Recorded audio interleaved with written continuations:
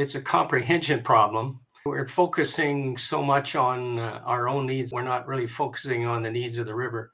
How do you manage this kind of system? We have to be able to predict what the weather's going to do, the variation that we might get in a different year, have some kinds of indicators of whether we're going to have enough water, not have enough water. And then the allocation applies after that. It's not, we're sort of putting the cart before the horse here in terms of allocating rather than having sort of fixed allocations. We might even have consideration for not so much irrigation, for instance, or we may actually want to change the crops we're growing and the extent of which we're actually growing crops.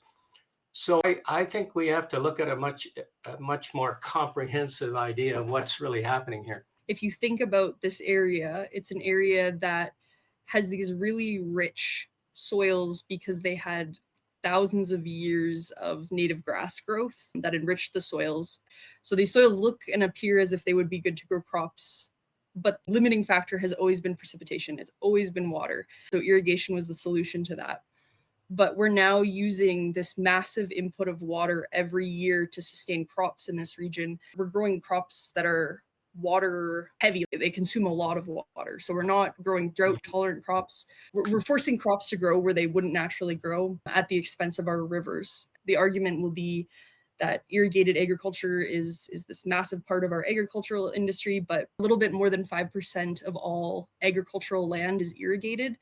And yet they have 44% of the water licenses in Alberta. In 2022, 1/5 of the water we used in Alberta went to 5% of these irrigated lands. The majority of our agricultural economy comes from our dryland crops. We're moving so much water onto these irrigated acres to grow food that we don't even necessarily eat. Is where we're irrigating now appropriate, knowing we're heading into this future where water scarcity and water security are going to become much more common? We do have to start managing our water like it is this commonly held public good, but it's really difficult in the current system we have because right now water is primarily held by a small minority of licenses that have held that water for a really long time. So trying to figure out how we move forward, it's very difficult.